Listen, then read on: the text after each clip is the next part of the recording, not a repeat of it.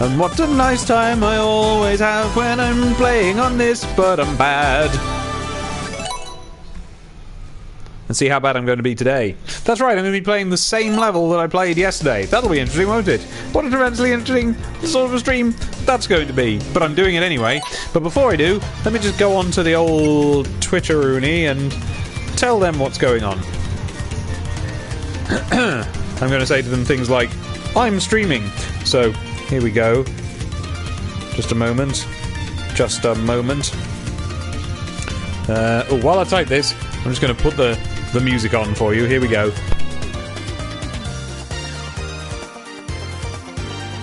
Of course, mind you, nobody ever gets to hear me at the start anyway, because they're always showing adverts or something. So I'm just going to do this tweet, and then we can all go through. We can wade through the ooze together. Knuckling down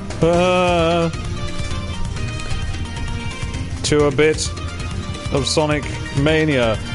Ha ha ha ha ha ha. And now I have to go back over it because it's every time I do a ha with two A's, it corrects it to has, which is not correct. Has. Demon Torto Dave. Boop! There we go. Right, let's go. Oh, here's Kairu. Hello, Kairu. Oh dear, is it flat out balked? That's a shame. Doom doom doo. Oh, that's right, I'm playing the stupid Oil Ocean Zone. It's a stupid zone. That's menacing and stupid. But I'll do it. Eventually. Given enough time and incentive. I don't know what incentive that could be, but like... Eh. That's my final proclamation on the matter. Eh. Hooray! It's White Noise Mania, says Ender Eagle. Does that mean there's something's going on to do with white noise that I should know about? I did. I absolutely told the entire Becky the Duck story, Mango. Diddle-doddle-diddle-doddle-doo.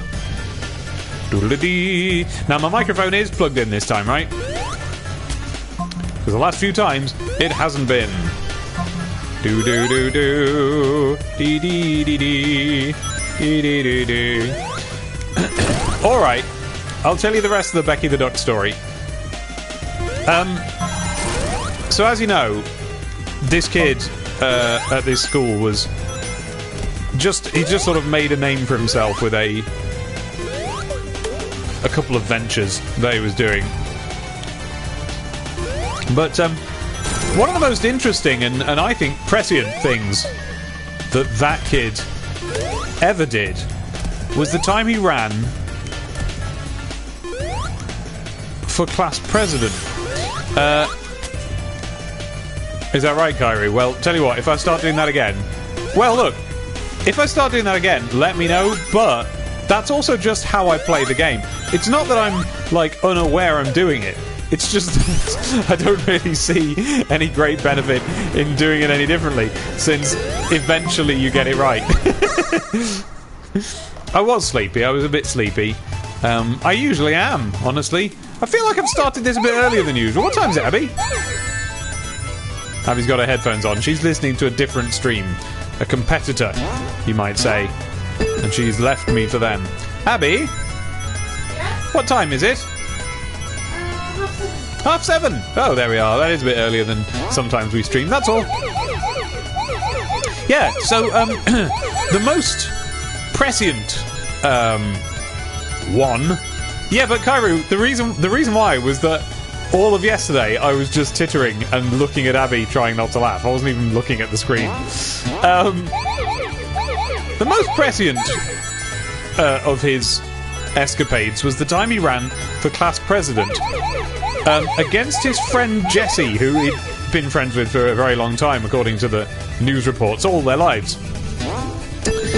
And what happened was, as class president, Jessie, she was the one who was all class presidenty. She was very, very studenty and should have been class president, right? But then this kid finds out that there's a trip there's like a holiday that's the prize for if you win the class presidency or something.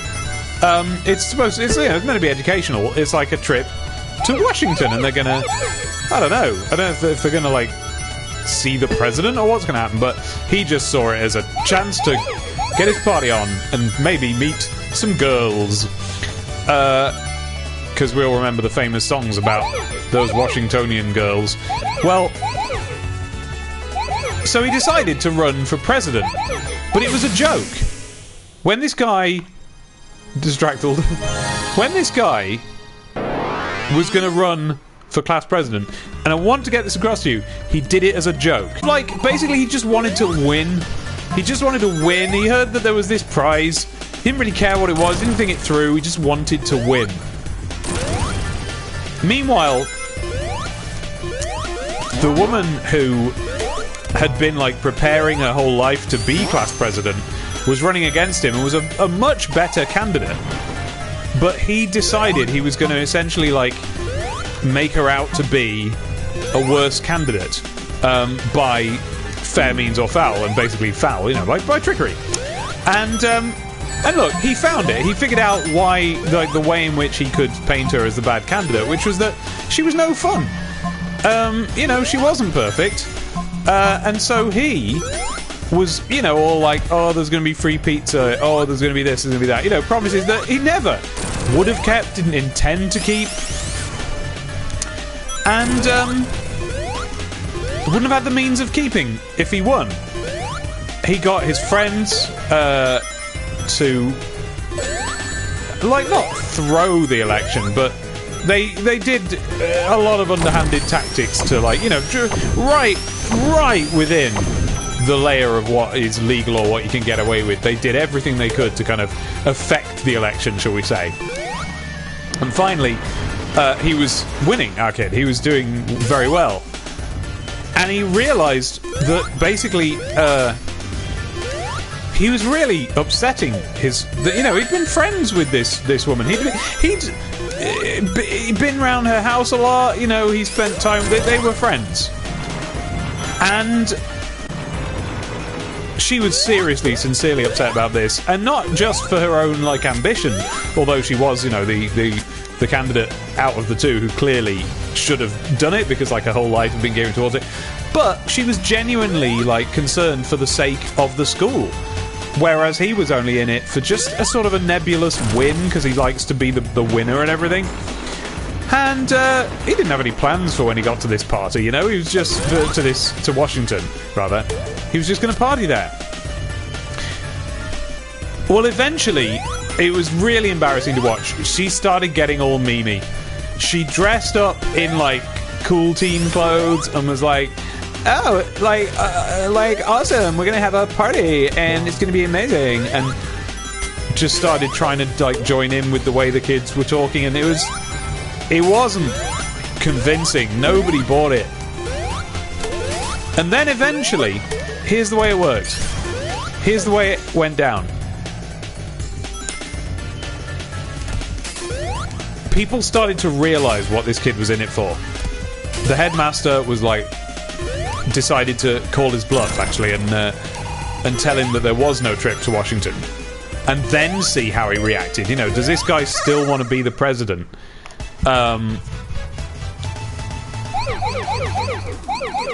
Does he still want to be the president when there's no win? Like, if he, you know, if he's just going to be walking around miserable all the time, expected to do the job, like with a sad face on. I'm talking about, this is Zach Morris.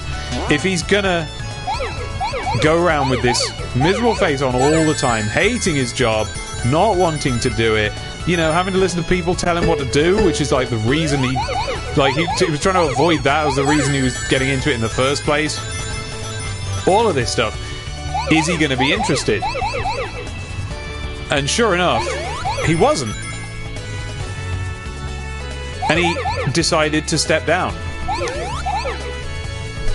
But then I think everything went wrong. Like, he was like, yeah, I'm not going to be the president, don't worry about it. Zach Morris this is now. And he's like, okay, yeah, Jesse should be the president. And you know, he stopped campaign. Like, everything about him, he just kind of... It was clear that he didn't want to do the job and he never was suited to it and he wasn't a good candidate and he just stopped. But somehow, he won anyway. And you know, I genuinely can't remember how that episode ended. I think it was all fine. There was a friendship moment, you know. And it was all lovely in the end, so that's good, isn't it?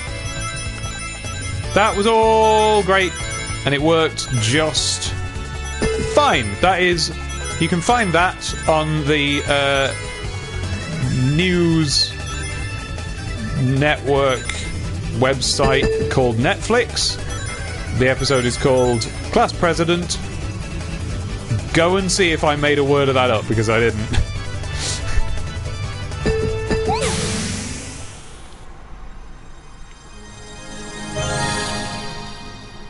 Becky the Duck was a few years later, Manco.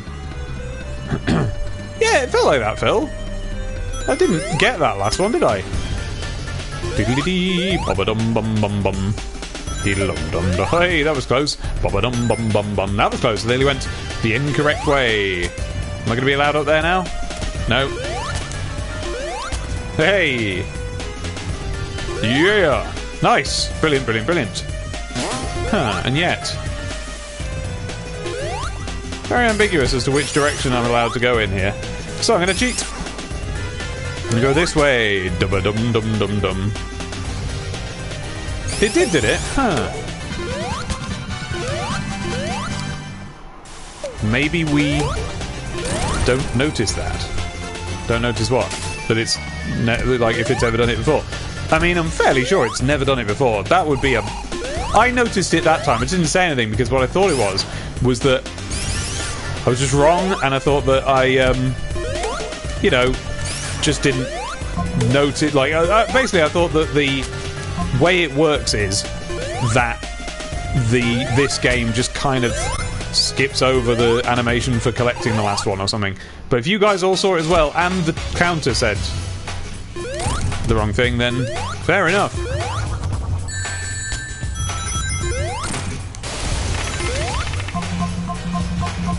Alright, I'm concentrating this time, he says. Not concentrating in the least. Just mashing buttons randomly. So guys, it's a special day for us today. It's a very special day for us today. Abby's not sitting next to me at the moment. She's over there doing some work and she's listening to a superior stream, which has got McElroy's in it and everything. But, yeah, good point, Kyrie. Well, yeah, Kyrie, but we would notice when we got to the end and it said one left over and we collected it. Like that time, every time, we would notice. And I've never noticed it before.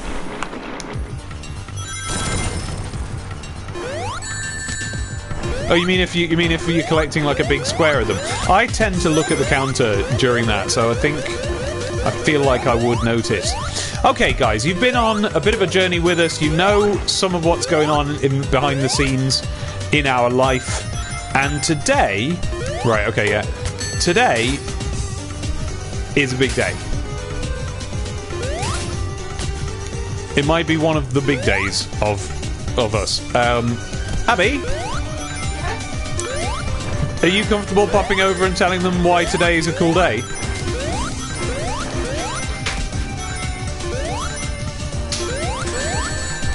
She's got a grin on. I think she's coming. I think she's telling you. Hey everyone, here's Abby. Today I'm finishing up. Bum bum bum bum bum. It's gonna be done. It's gonna be ready. We're gonna send it off to the printers. Like, I mean, we could send it now, but you know, that bit. Right, where's the way? Where's the way? Ah, you actually don't die when you get down to 0 rings in the smoke cloud. That's interesting. I mean, you do if you hit anybody, but I'll try and be good. God, there's not a lot of pulley handles in this level, is there? Here's one. Thank you. And the correct sound is, huh? Oh, that was a little embellishment. How nice. Still no sign of the soundtrack to this thing on iTunes, by the way. I think. Mako, I remember you saying it'd be done in September, and it felt like ages away, but it's September now. So time moved forward, as it does. Yeah, that's right. And there was always a little sense of like, well, we got it done in time, because it needs to be back from the printers in about 2 weeks from now. Well, that's fine. I mean, they only need 48 hours, you know, that's fine. Well, I think they might want more than that, but like, that's in an emergency, and this isn't an emergency. Now, we can't afford to print it, and we may end up in trouble over this whole endeavour, but that's one of the things you just learn to deal with when you're making your own comics. They cost a lot of money to make, but then you start selling them, and you hope that anybody will buy them. So, frankly, I hope you guys will buy them, so that we could retrospectively have afforded to print them. They'll be available on dumpylittlerobot.com in print. We'll mail them out to you, but you can, I mean, I think we're planning to run it on the web as well, but you can just buy it to not have to wait, you know? But also just as a means of sort of supporting us. I mean, the Patreon does the same thing. If you're already on the Patreon, then please don't feel the need to... Ah! How am I going to get back? I guess I'll get led round. Damn.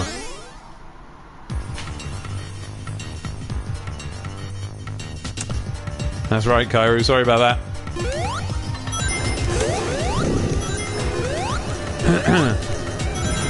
I'm getting older as well. That's part of why we, you know, really pulled our finger out to make this comic. It's like, perhaps we actually should ever do it instead of just never doing it. Perhaps being 40 and never having got round to making our comic is going to feel worse than being 30 and never having got round to making our comic, so perhaps we should do it. Because we've been meaning to make comics and sort of like dabbling with making comics together ever since we were kids. But we wanted it to be right, and now I think it's right. Or if not, it's as close to right as something gets when you start out, you know? So, you be the judge, but I've been looking at bits of it and it seems to be pretty good.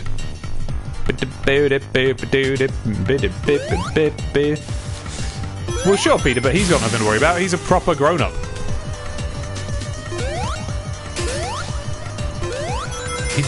Doesn't he do, like, marathons and stuff, or is that somebody else?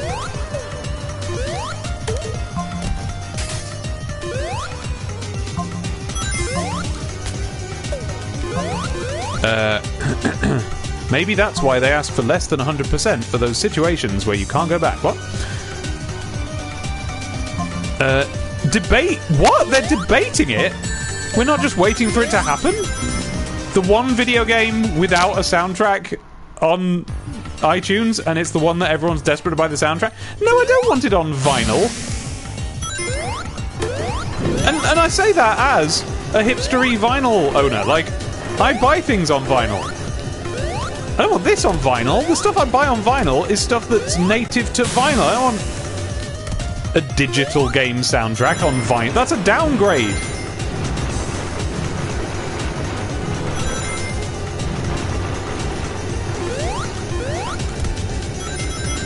Who paused when? What?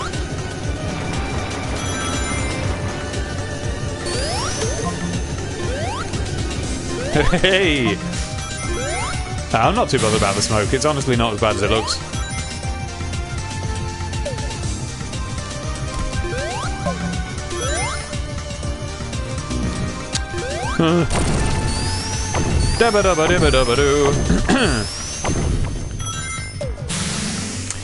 Yeah, so Abby's been her days off this week at work were switched round, so she's had today and yesterday off. And that's perfect, because she was basically 2 days away from finishing the comic. You know, of solid work all through the day. And that's what she's done. So it'll be done, and then tomorrow maybe I can start sort of doing the last, like, the little tweaky bits to it that I do, because Abby does all of the artwork and colouring, but I do the writing and the lettering. So I'll go through it with my most finely toothed comb, and I'll see what there is that could be, you know, improved on with like my balloon placements and stuff. You used to be able to jump quite a long way over the fields of red balls, and it was really great, and you would just be like going, oh no, oh no, no, until finally it broke. Oh, that's right, we go down into this sub.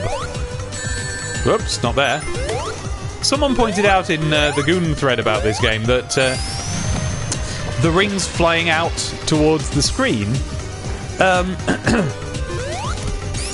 is like a canon explanation of why when you get hit you can only pick up a certain maximum number of rings back. You know, it's because the rest ended up flying out of the screen, as it were.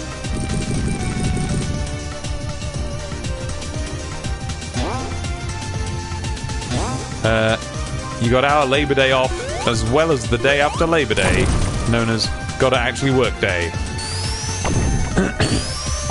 Labor Day?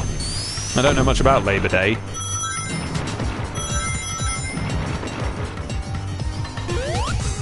I don't know anything about it. I assume it's a day off.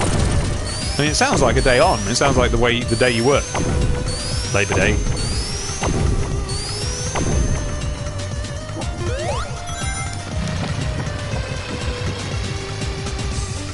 Where am I going this time? I don't remember going into 2 of these yesterday, or the day before, whenever it was. Okay, wait for the Octorock and bop. I bopped an Octorock! An Octobop. I performed an Octobop. Oh hey!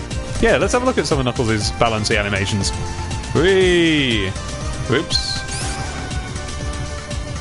And there was a couple of games where they had different animations for when they get even closer to the edge of stuff, although maybe they were when you were facing the other way. Kind of difficult to face the other way.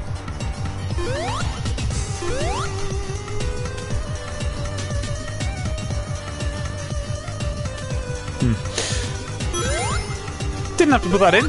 That was just, you know, that was, I think right from Sonic 1 they put that in just I don't know, to make it more immersive. Sonic games were way more immersive than a lot of games at the time. With the curious exception of one of the Dizzy games. I think Fantasy World Dizzy had custom animations for the different ways you could die, of which there were quite a lot. Weird, isn't it? Right, let's see what happens. I'm going to concentrate now. I'm going to try and do this boss properly, like a gamer. So, there's the thing. I want to bash it, but I know you can't. It can bash me, though. Well, there we go. That's me. Tried to get that one ring.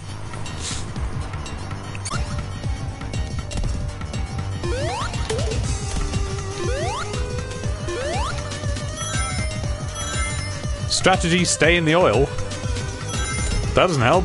I touched the oil a minute ago. I died because I touched the oil. I don't think anything else happened.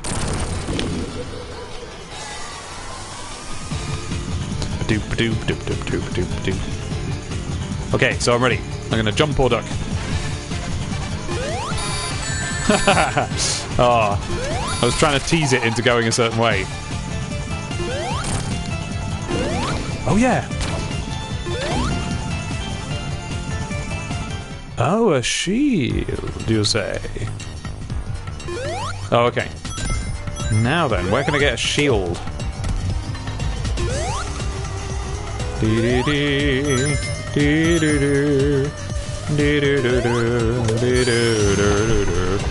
there's a shield in here.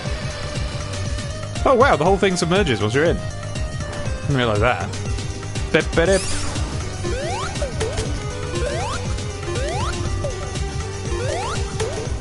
There's a really intelligent remix of this. They're sort of playing on some things that the original did and or implied it was doing.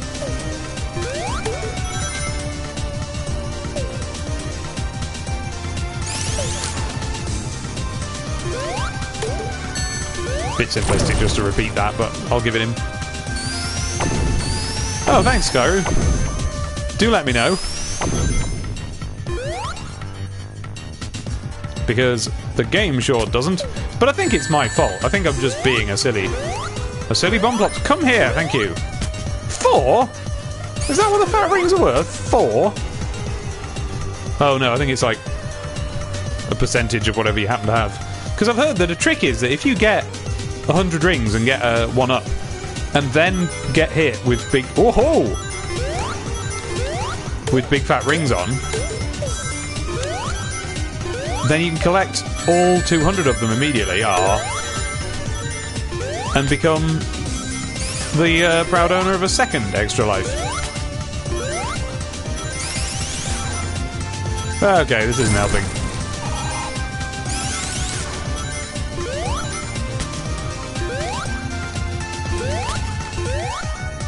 Well, so much for all that, and now I seem to be stuck. I don't know where I am now.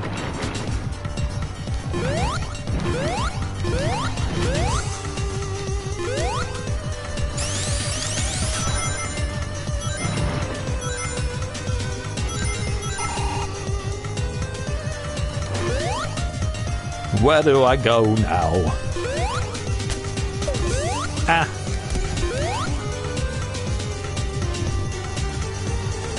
How am I alive?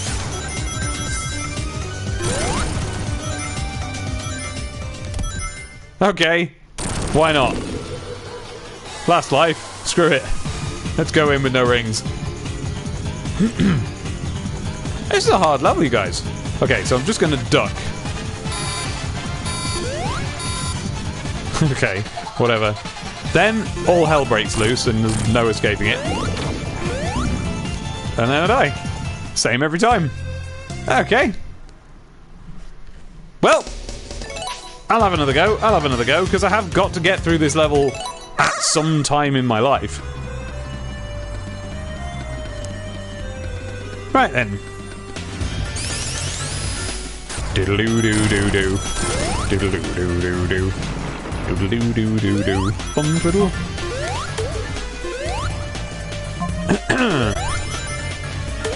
When the laser comes up, jump to the platform furthest away, makes it easier to avoid it. Fair enough, but that is not the part that always kills me. The part that kills me is that all the platforms go away, and then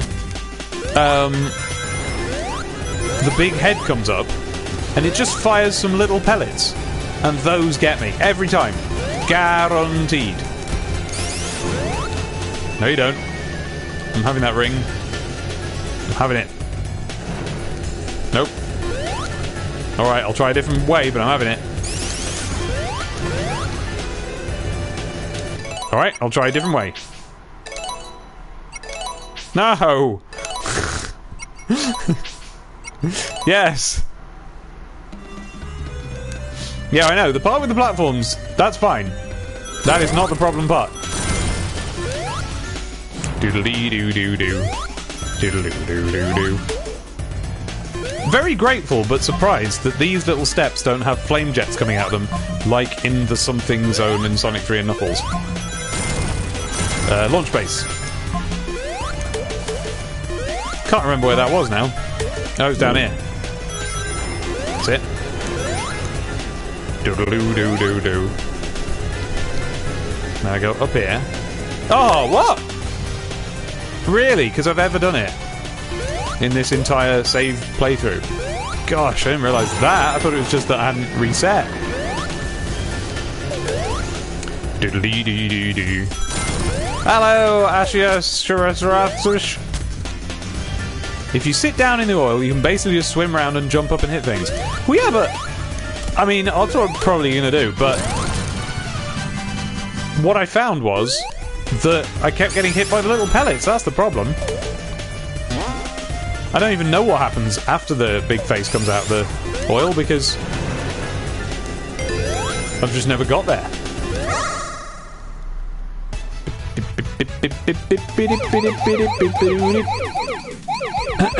Oh, I was reading something interesting the other day, by the way. Sonic 2, it's been known for quite some time. Sonic 2 was supposed to be time traveling game originally. Or no, not supposed to be, but part, you know, one of the things they were thinking about when they were developing it. And it was that design that it didn't work on the Mega Drive. They couldn't get it to they couldn't get it to happen, and so they just cut it out and put it in Sonic CD, because the whole point of Sonic CD was that, you know, think the unthinkable, the stuff that couldn't happen on a cartridge could happen on CD. Well, recently, I think like just a couple of months ago, here's the secret to success. Be a person who already finished the boss and has the skills required to win. Okay, cheers, Mako. I'll do that. I'm going to apply that to my whole life, actually. That's good advice. The DRM's already been fan patched. Lovely. There we go.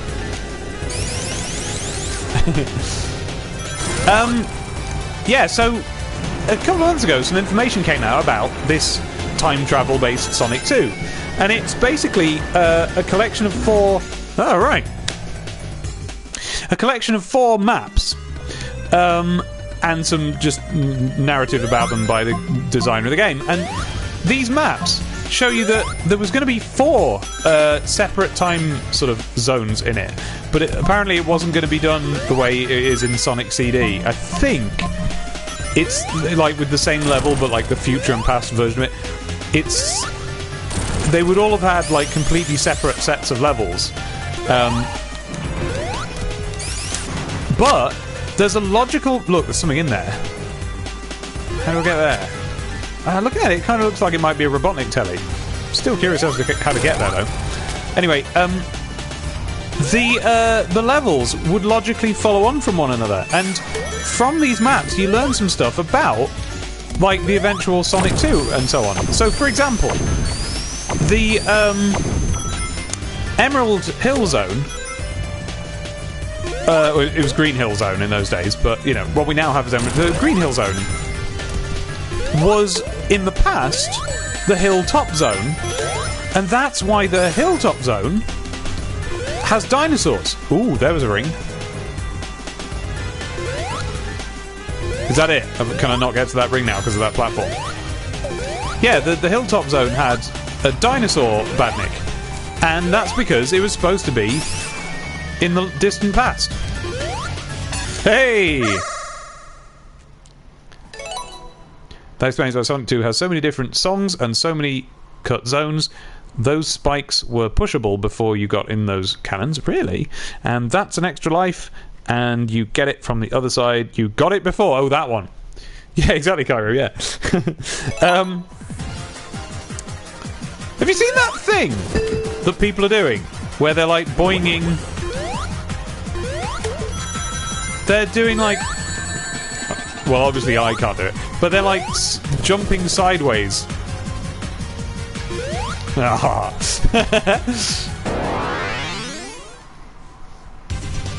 Very good. That's that for the entire playthrough now. Yeah, there's a thing you can do where you jump sideways and you, like, get to the Chaos Emerald straight away. I better learn the technique before I try it again. But there was others as well, like there's one zone which is like, you know, the lovely nature zone or something, and in the present that is the Metropolis zone, but presumably that the Metropolis zone wouldn't have been very horrible, but it then becomes Genocide City in the future. Now, you know, Sonic fans had heard that name before. I thought I heard it was a cutscene, a cut level from Sonic 1, and maybe it was, but hey, that makes up for the fact that I'm obviously not getting that other one. And stuff like that. Like, there's a certain logical progression to the way the levels change as you go through time. In particular, there's a whole bit of the coast that just falls into the sea. It's just not there anymore after the prehistoric era. Diddle-dee-dee-dee-dee.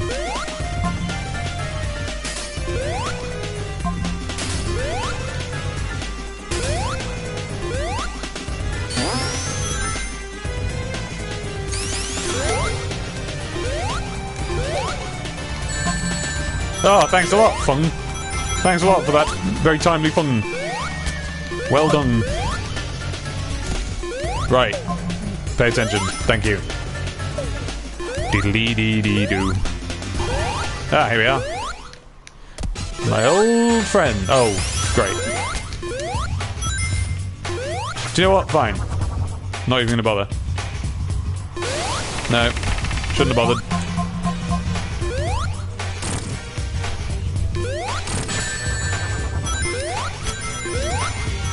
Oh, Sonic's rings are beautiful. Everything about them. The fact that they're rings. The sound they make. The way they bounce. They're just lovely. Look at them. Set some rings free. See them fly.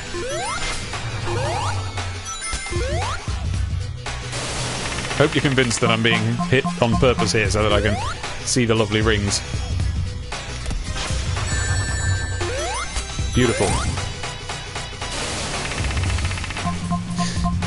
Fum fum fum fum fum fum fum. Very good. Oh!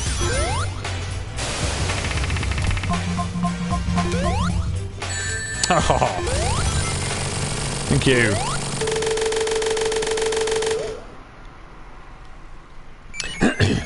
Yeah.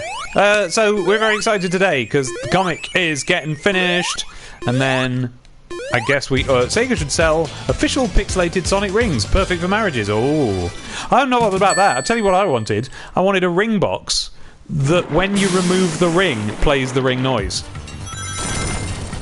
The only way I could think of to do, and I wanted to do it, like I was going to propose with one of those. I was going to make it myself, but all I could think of as a way of doing it would be to like have it so that when you open the box, the rings sound plays. But that's not what I want. I wanted it to play when she took the ring out. Oh, very good. So didn't do that in the end. So instead, to make up for it, I made my own ring box that I made my own ring box that looked like a Sonic 1 monitor. The poo sound. The poo. I don't want my engagement spoiled by the poo sound.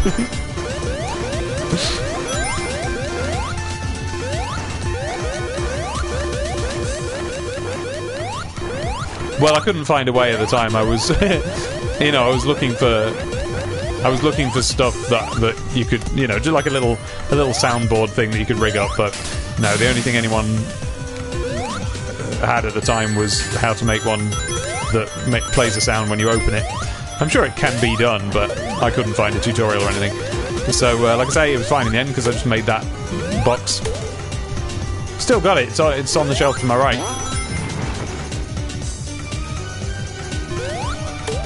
We don't have the ring. Abby smashed it 2 weeks later. That's true. What happened was she was devastated. I shouldn't make one. I didn't know how to fire thing. It wasn't a real ring. Basically, the way I thought about it was that Abby makes like way more money than I do, right? Because I'm on Patreon and just bits and bobs here and there, whereas she's working at the comic shop. Which is a sorry state of affairs that the breadwinner works at a comic shop. That is not a very highly paid job. But anyway, so I didn't feel like it was a good idea. This was a few years ago now. To spend our money on a thing. And surprise her with this thing that she hadn't asked for. You know what I mean? It didn't feel like the right thing to do because it's we've got a shared account and stuff. It's like it would be her money. And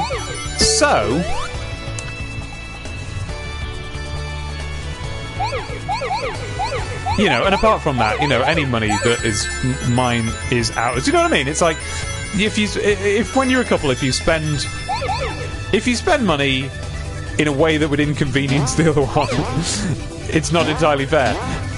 And so, how do I? Oh, well, not that.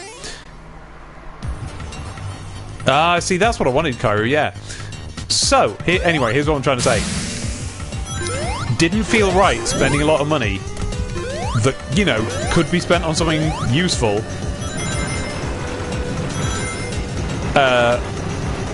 on a ring. But I had another idea. When we first got together, the first comic that we worked on together, apart from Sonic fan comics, was well, I won't tell you about it because we still intend to do it. And now that we're, you know, finally like doing our projects, I'm writing a novel. Well, actually, it's a different novel than the novel I've been trying to write all these years. But I've deliberately come up with a new one that's more realistic so that I can like learn to write on that. Yeah, exactly. Yeah. Now we're finally getting our projects done. I'm doing that book. She's doing Gumbo. I'm writing Gumbo. You know, it's all getting done. We are going to go back to our first idea and renew it because it is a good idea. So I won't tell you too many details, but I will tell you that there is a connection in it to Lapis Lazuli, the stone. Ooh. Lapis is a blue sort of, I think, Egyptian stone. It's the one that's blue with, like, gold veininess going through it. Which is just a good look anyway, right? For a cool stone. You know, that's the sort of thing you want Geralt to have stones made out of to put in his swords, right? Aww. So, what I did was I found a ring entirely and cheap, quite right. I found a ring entirely made out of this. Literally a ring of that stone. For, I think it was 40 quid, but I've seen them since for like £1, so I was like, oh, I shouldn't have bought that. But anyway, so that's what I got. And that's what I proposed to her with. And that's what was in the Sonic ring box. And, yeah, 2 weeks later she dropped it on the floor and it's shattered into 4 pieces. Because it's made of stone. Which you're not supposed to make rings out of.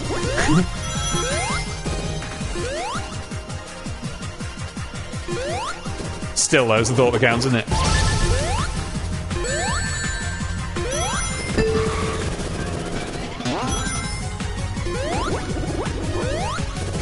I don't like balls. Take them away. I want rings. Right, rings. Ah!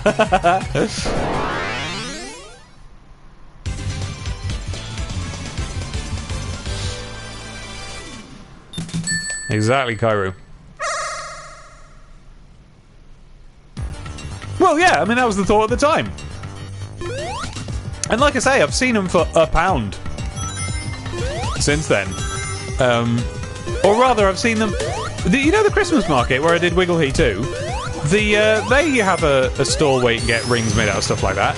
And I'm sure I've seen a Lapis one. And we were like, oh, we can get... In fact, we did! We got a replacement! That's right! We did get a replacement from that stall. And she smashed that.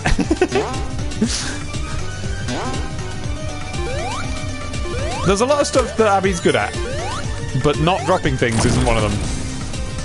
She smashed her phone like twice in as many weeks recently. Yeah, so, like, again, thought that counts, not a very practical thing to have. So she's got a gold one now. No, she hasn't. She's got a gold wedding ring. I suppose if she wants an engagement ring as well, she'll have to get another... Just have to get another one.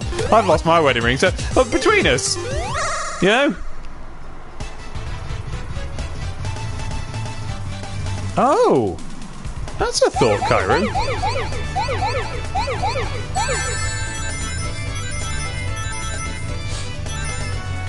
How did you get that done, though? And where? And by who? And how much? I've never looked up cover stuff in acrylics on the yellow pages or whatever. I wonder what the Yellow Pages company do these days. Have they just folded, or... I mean, I'm sure they've got a website version of the Yellow Pages, but when you have to use Google to find it.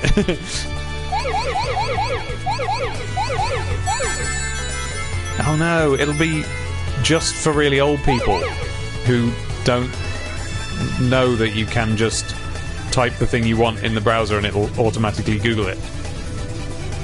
And they're like, yellowpages.co.uk, because they saw a television advert or something. Old people. They're so vulnerable and silly. Silly, vulnerable old people.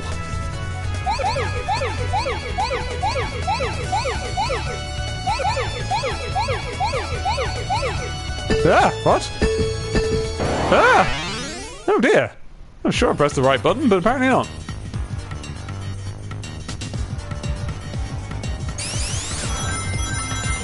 Did they? Right, here we go. 4 lives, plenty of rings. I mean, they'll be gone in just a second, but let's see what happens. Yeah, well, quite. Oh! Sneakity sneak! Hey, not bad.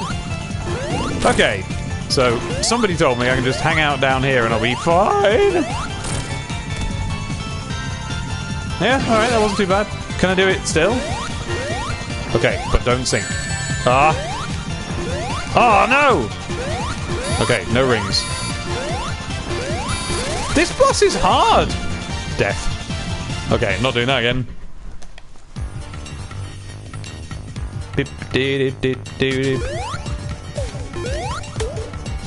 Okay, I don't think I've seen a flame shield anywhere around here. And I went on quite a little trek, didn't I, before? So, no, I'm just going to have to play it fair and square. This is how the Sonic games were, though, by the way. This is what we always did. Don't mistake my frustration for thinking there's anything wrong with this game. This was me on the... goodness knows, on the launch base zone. Time and time and time again.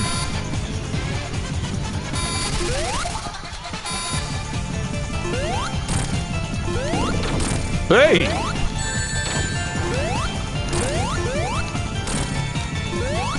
Alright. So I'm destined to have no rings, but... oh! But...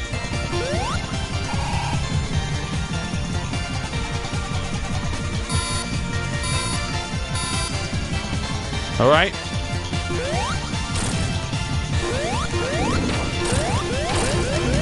Oh, what? What was that?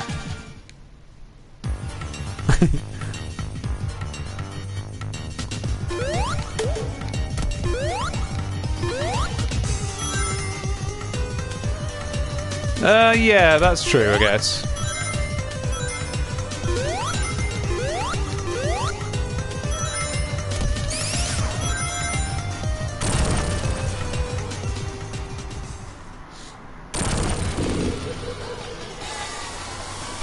Right, come on.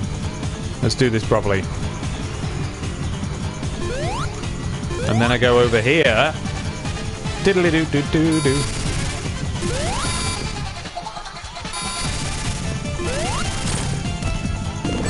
Oh!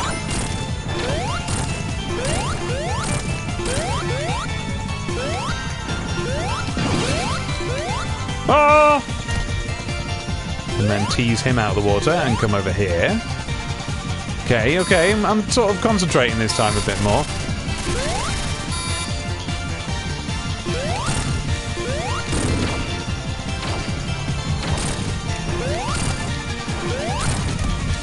Come on. Yeah!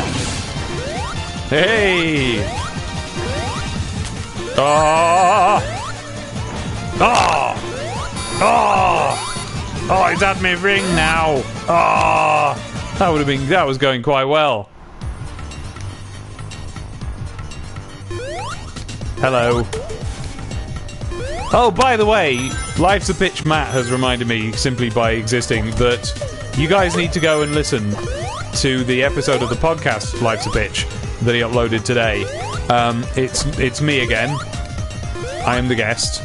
And much of it is very funny, but none more so than the last about 10 minutes. where, because it's the deleted scenes, so it's the bits that didn't quite make sense, you know, or didn't really work for the podcast or whatever. Oh dear.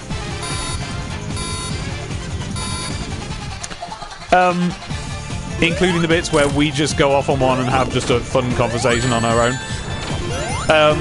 But the last bit is really funny, and we had what? Oh, right, okay, right, and we just had a really fun time. And of course, in true Life's a Pitch fashion, it's edited so that we do, even in they often have there's a running thing where if we do a callback to a joke, it won't be in the episode. So like whenever I've been on it, we've talked about something funny that gets cut to go in the deleted scenes episode, which comes out second. But I always do a callback reference to the thing in the main episode, because I apparently will never learn that it's not a good idea to do callbacks when the format of the podcast is that it's going to get cut into 2 bits and you never know what bit will be in what. But presumably as an accident, but I think just in keeping with the theme of the show, they've accidentally edited it so that within this episode I do a callback to something we talk about at the end of the episode, at the beginning of the episode, just in this episode. So when you hear me say early on in the episode, you'd have to be halfway to Everest, you can wait until the end of the episode to find out what that's a reference to.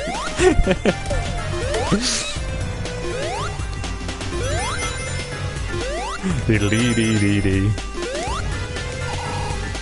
Doodle-doo-doo-doo-doo. Yeah, well, it doesn't work on Life's a Pitch, Cairo.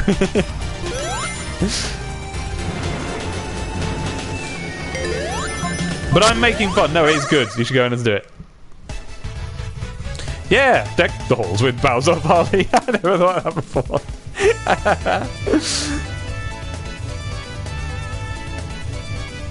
Doodly-dee-dee-dee-doo. Oh, that. Have I got to do that now? Is that the next song? Is that the next year's Snatter? Because I've got to go back to doing Snatters. If we can get webcomics to take off, then we can do Snatters, can't we? Come on. Not a single wobble and it's already sped up. Guess I've got to head into the breach.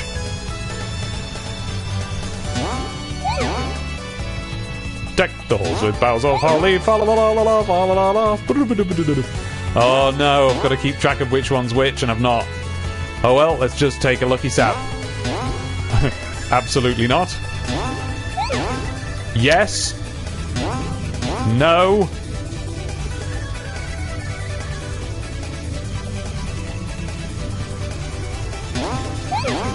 Yes!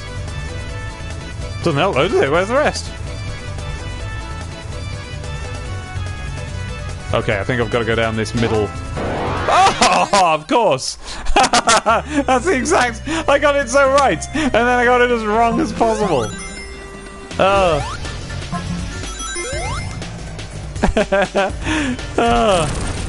Oh, what an nincompoop!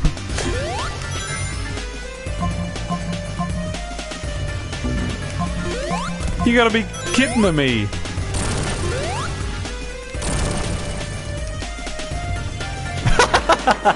There you go, well done. Oh, I nearly drowned then because I was reading the word Hoppenstands.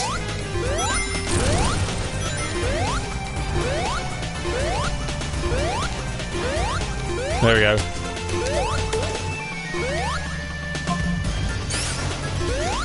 Diddle-dee-dee-dee-dee. Doodle-doo-doo-doo-doo. Bum-tiddle. There should be a way down there.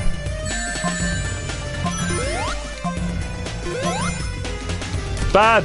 I'm so bad!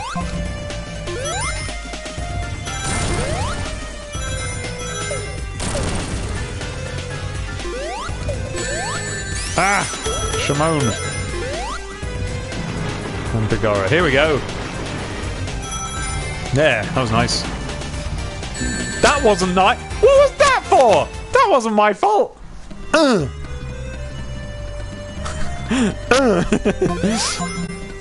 But yeah, Dave, something that called back while editing, and it missed it. Did. I'm gonna pause the game and find out what he said, because he was specifically responding to the thing I said. So let's see if I can get to my own Twitch channel on my phone quick enough for the comment to still be there. Oh, it doesn't work like that. It's already gone. Ah, well.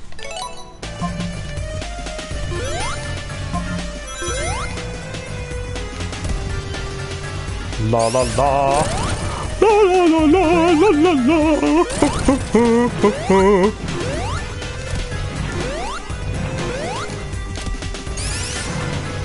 But yeah, Dave, I saw that callback while editing, and it was either put them in order or give Dave the "that's our show, folks" moment.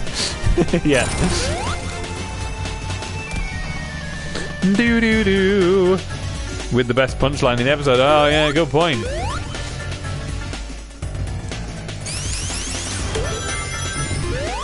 It was, wasn't it? It was a rare instance of us having like a proper punchline moment. It wasn't supposed to be. I wasn't gearing up to it or anything. It all worked out. Too late. Kairu.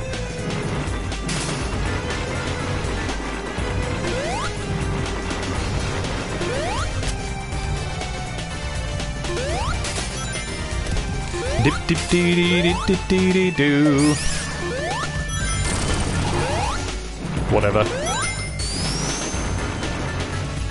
Oh, I can't believe I've not even done the mini boss. Oh, by the way, someone's pointed something out about the mini boss that's really cool. See, an oil rig, right? That's like a blue collar job, right? That's that sort of job. Whoa.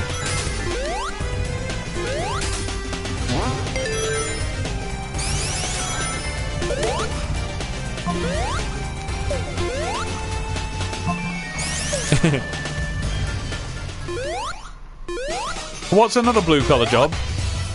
Lumberjack. It's the Lumberjack from Sonic and Knuckles, the Mushroom Hill Zone. He's just got a different job. Isn't that cool?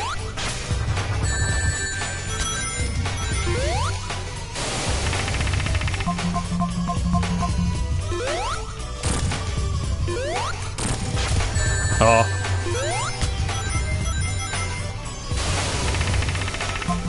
Oil rig is sort of its own colour. It's like crab boating. It's basically compensated slavery with incredible pay. You live in hell for a fee. Huh.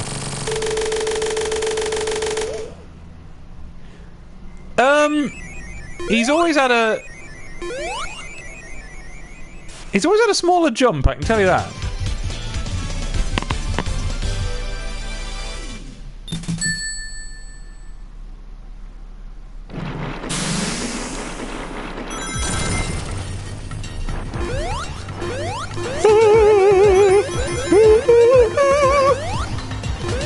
That was a sleepy yawn. What time is it? I started playing this at 7:30. I'm playing it for an hour, so it's probably about 8:30. So I shouldn't be that sleepy. Oh yeah, you guys! I didn't tell you what happened last night. Well, I mean, I did on Twitter, so you've probably seen it. But so there I was, about to get in bed. This is a fully true story, and I'm upset about it. There I am, about to get into bed, and I'm not even going to the toilet. Right? I've been to the toilet. I've done everything. I've cleaned my teeth, all of that. But I'm just checking everything's okay. I don't know what I was doing in the bathroom.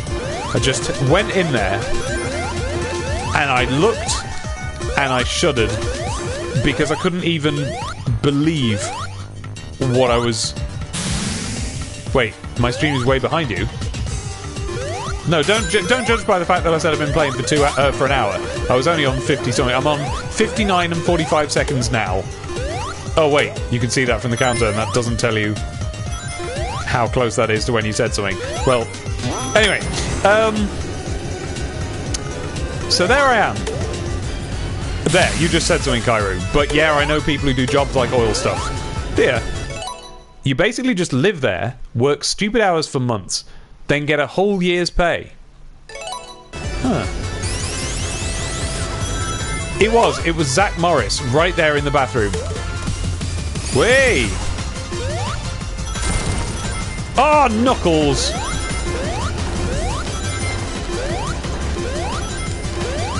Oh, right.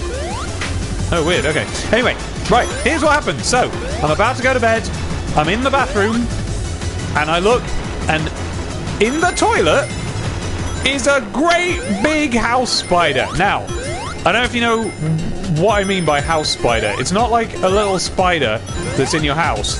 House spiders are the kind of spider that I am scared of. I have a spider phobia, but as far as I can tell, it only applies to house spiders. Other spiders I don't like, but like, I'm not... They don't fill me with like a sort of weird horror that makes me think that a tribe I'm a descendant of was once eaten by it, you know. House spiders are the ones that have a fairly little spindly body, but like a knot of thread or something. But they've got massive tall legs that go... and they're so big that like their knees are way up above their heads and they're knobbly and you can see their knees. Those spiders, right? The most absolutely horrible thing. And there's one of those in the toilet, just in the toilet, not like on the side of the bowl in the toilet, in the water in the toilet. And because of, you know, what a house spider is, it's like, you know, taking up the majority of the water section of the toilet. It's in the most interesting pose. I mean, it was a bit difficult to see because of the, you know, position and so on, but I think what it was that its body was submerged a bit in the water, but its toes were on the surface tension of the water. So it was technically standing on the water, but it was just its body's a bit heavy, so it was in the water. And I didn't know if it was alive, I didn't know if it was dead. And then by just like, you know, moving my head around and getting a bit of perspective 3D on it like a cat, I decided that it was alive and it was standing rather than floating. So I told Abby, who'd just got into bed, but basically the arrangement is I used to be phobic of more things than I am now. So I was phobic of little spiders when I was a teenager and moths of any kind. Now it's only the really big ones of either of those things that bother me. But oh, I hate this room.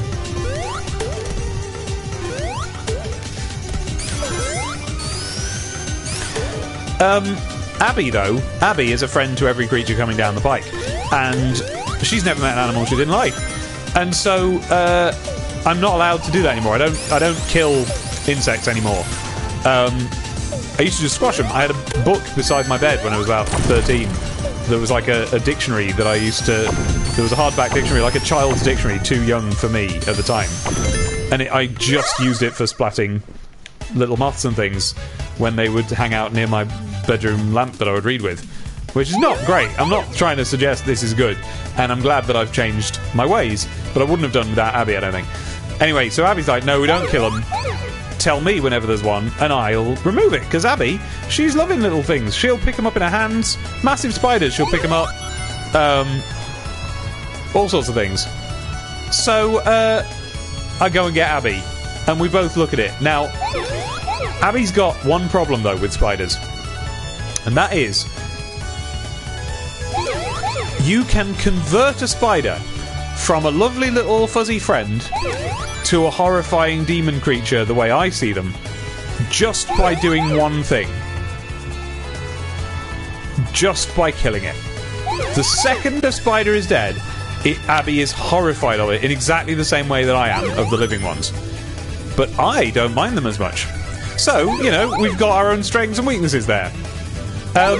Oh, this is gonna throw me a big curveball in a minute, isn't it? I'm gonna have to suddenly... Right. Okay, it didn't, and that was me. Yeah, exactly, Kairu. You can't. You can't. So, what do I do? Oh, hey. Oh no, 2 lives. That's no good. Right, I'm gonna stop telling this story now and do this. Thinking.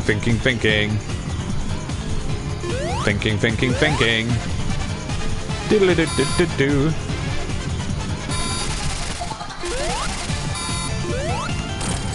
No. There's always something, isn't there? Something's got to get me rings somehow.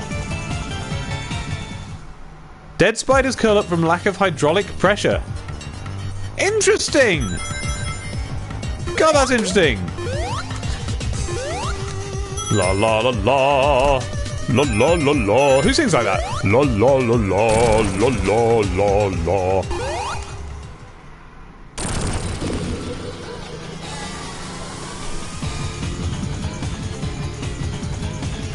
Well, I mean that's how it works for animals and stuff. But how it works for Abby is that when she was a kid once, she has this horrible memory of being very, very young. Oh, there's a platform still. Oh, fat lot of good it did me.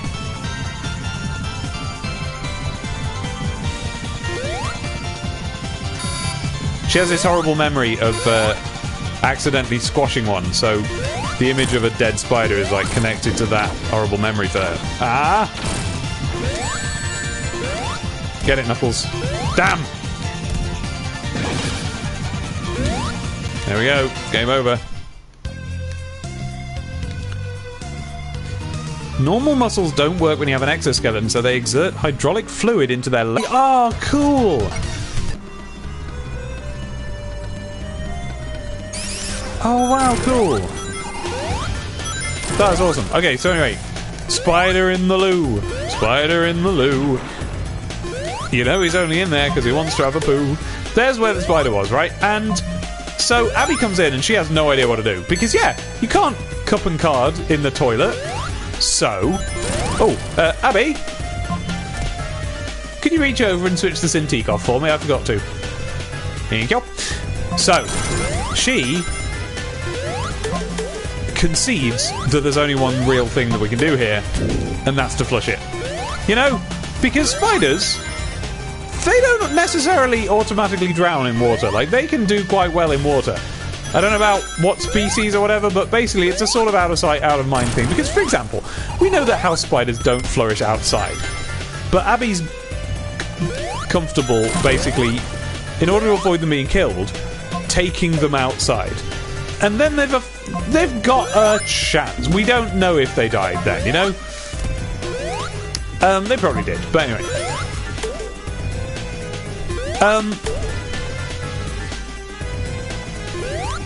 Exactly, yeah, so flush it down. But I've been round the block before. I know what's going to happen here. You flush that spider down. Here's what you want. The toilet flushes, there's no spider, you don't have to ever think about it ever again. Here's what actually happens. The toilet flushes, and now a spider's being thrown about. And it doesn't go down, and it's just still there, but now it is dead, so Abby's now scared of it. Yeah, good point, Kyrie. Anyway, so, I'm going to remember that one, because I also rankle, but not for any reason. It's just because I'm like, shut up, it's my house. Like, basically, I agree that spiders aren't out to hurt me, and I get that. And I have a phobia, so I hate them, and I want them to never be here. But I get that they're not dangerous. I don't think UK house spiders even bite you, or if they do, they aren't poisonous. You know, they're fine. But I do have a rule, which is that if you're in my house, get out of my house. And that applies to spiders as well. But I keep thinking it's going future. But if you're in my toilet and or bedroom, no. You have condemned yourself to whatever fate might befall you. Because if Abby's not here, what can I do? I don't even know what I do. I don't think I would kill them, because I wouldn't want a giant splatted spider. But I would, for instance, be perfectly comfortable trapping it under a thing without any air. So, screw you, giant spider, you know? However, so I knew what was going to happen. So I did flush the toilet, and it was really scary. Like, I had to, like, slowly go towards the toilet. And then, good point, Kairu. Yeah, I'm just an animal. But I thought, here's what I'll do. I will flush the toilet whilst throwing a ton of loo roll on top of it to basically force it down so that it's, you know, so it's got a weight on top of it. So if the toilet is capable of flushing toilet paper, but isn't capable of flushing big air-filled spiders, I don't know if they're air-filled, but they certainly seem to float. Space-filled spiders. Spiders made out of either a big spread-out shape or a bundled-up shape with loads of gaps in. So, in other words, things that bounce around on top of water rather than being flushed down.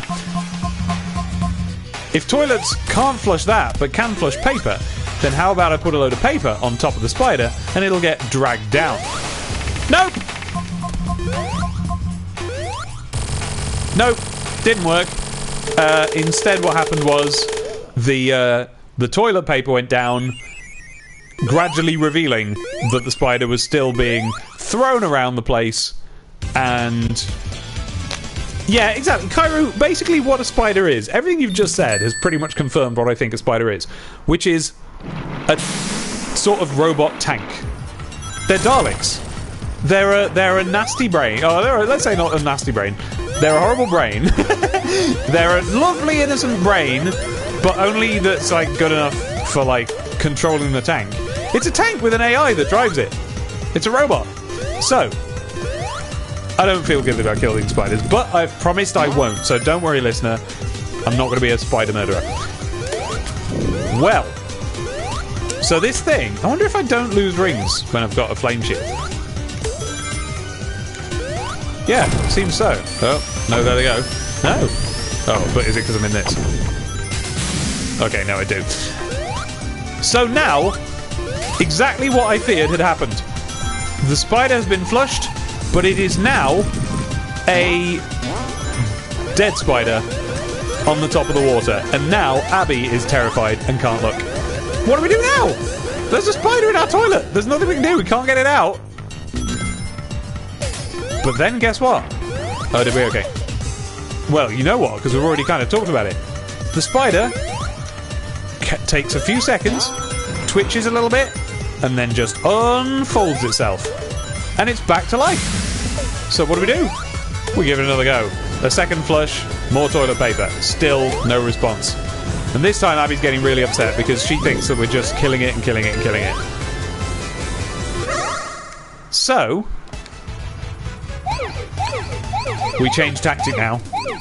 We wait until it's most absolutely definitely alive. Because I've been saying to her, no, it's still alive, because it's been twitching a leg or rolling open or whatever.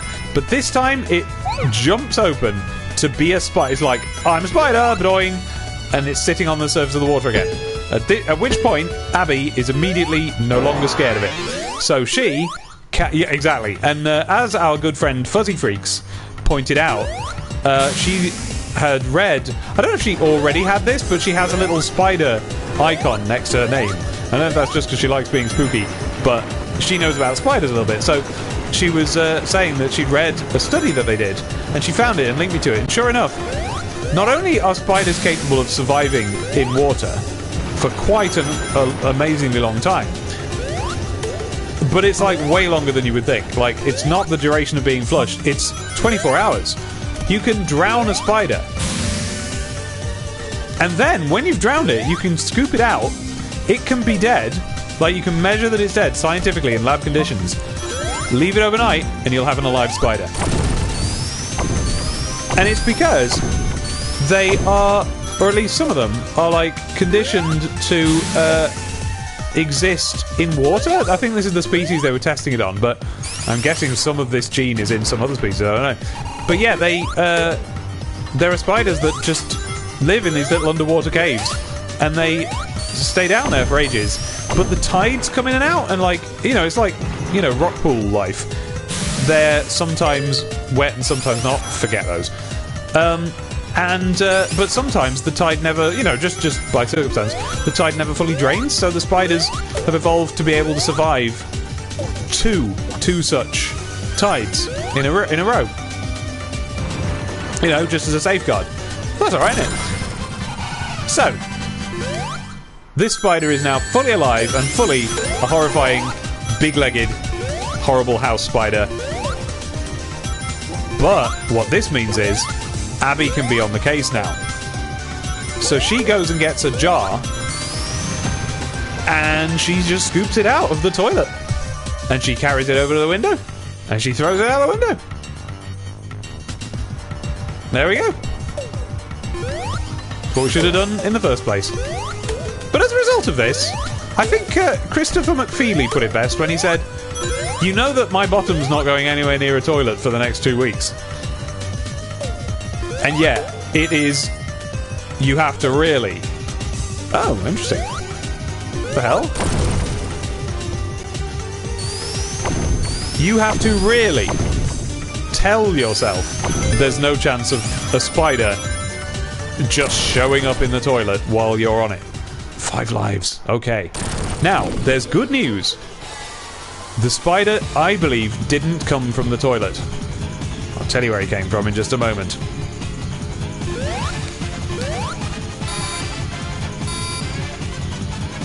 What is? Oh, the screen, yeah. Ah! Ah! Ah! Ah!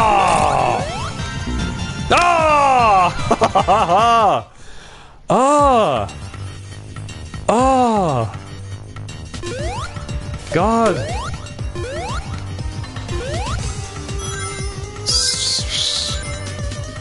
Yeah, I know. Well, here's the thing. I was sat on the toilet about sometime up to an hour before this. I noticed this spider. And as I was sitting there, we've got an extractor fan above the toilet, and it's not been quite right for years. I believe the bearings have gone. I don't even know what that means, but I don't know. Something about my experience with fans and fan noises tells me that the bearings have gone, and that's what this god-awful noise is. I've got to strategically and carefully catch my one ring every time. Oh yeah. I mean, it almost certainly did, like usually through a window, but I'm listening to this extractor fan and there's a sort of... well, there's a noise that sets my phobias off. Come here! Ah! Let me up! Ah! Oh, wait. Don't let me up. If I can just survive down here. Oh, I've got no rings. There he goes. You can't survive down there. Gotta have rings. There's a noise that I am absolutely identifying in my animal brain as a threat. It's not the noise, it's just a scrabbling noise. But it's the pauses. It's the pauses between the scrabbling noises. And I'm thinking to myself, right, that sounds like a moth or something, but I'm gonna say it isn't. Because I'm being paranoid. Oh, that was cool. Oh, thanks! Oh, great, cheers!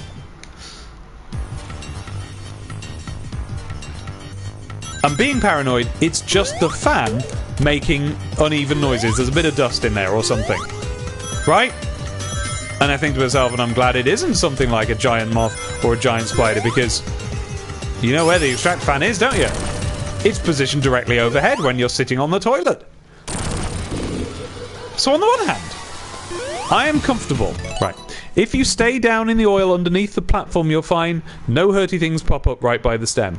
Alright, I'll try it, but it's difficult to jump there to keep yourself alive, you know?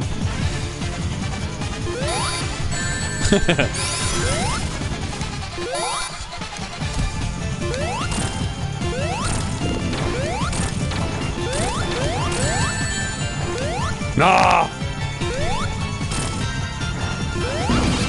Okay!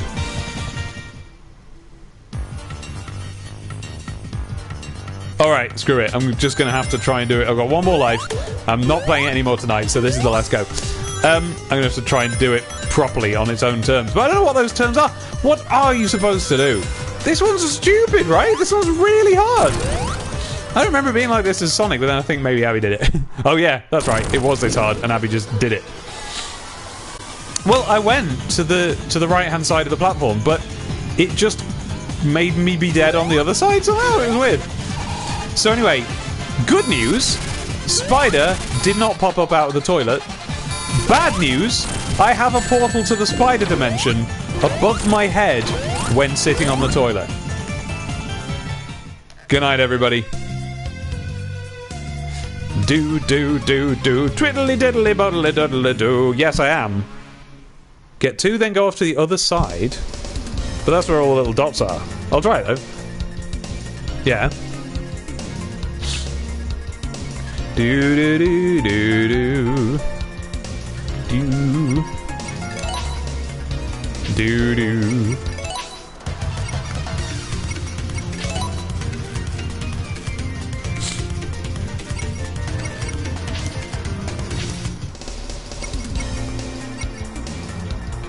Yeah, okay, so get 2 hits, then go the other way. Alright. Okay. Well, I've not played this yet. I haven't once played this in Sonic Mania. I couldn't swear I've played it at all, actually. I mean, I've played a version of Puyo.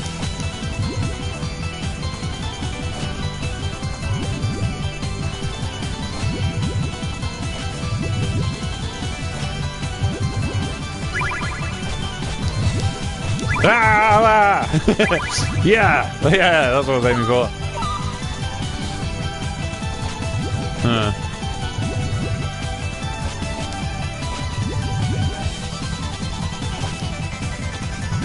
Then there. Oh, what am I doing?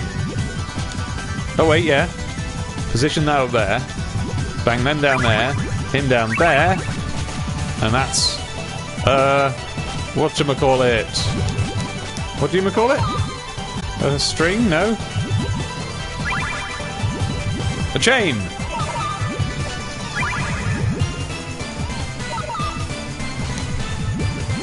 While we were on holiday this year, we took our car. This was in the UK, we didn't go abroad. We took our car and we took... And my parents took theirs, I think, but... What tends to happen is we don't go very far away from where we're staying, so it's not really worth taking 2 cars and, you know, paying for 2 parking and all that. So, we didn't get to do a lot of driving. My dad was mostly driving, so Abby was just sat there in the back of the car with her 3DS, and she wanted something to occupy her on these journeys. So she downloaded Mean Bean Machine for the 3DS. And in the time she was there, just on those journeys, she completed it. Because when Abby gets into something, she can get obsessed.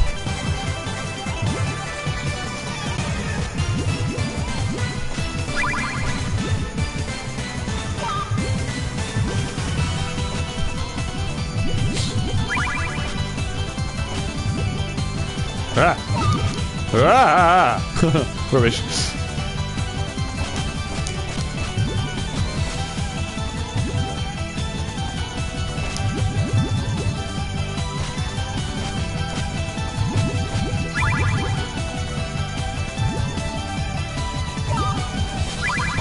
Nice-o! Look at these little dudes! Whoever came up with this is a genius. And their genius would only be surpassed by the person's genius who invents, like, purchasable these. You know what I mean? Like, you just buy a bag and you get these little beans with eyes. No, that's it, is it? Okay. Right, well, good night, everybody. What time is it? I don't feel like it's bedtime exactly yet. Oh, it's only 8:45. Result! Oh, brilliant. Well, I'm going to bed, and I'm going to No, I'm not going to bed. I'm going to go and do other stuff instead of going to bed. I get to do stuff. I get to have a stream, then do stuff, then go to bed. What a treat. Yeah, exactly. Yeah, that's exactly what I was thinking of, yeah. Or Go-Go's, we called them in my day. Go-Go's, they weren't Crazy Bones, they were Mega Bones. Go-Go's Mega Bones. That is exactly what I was thinking of.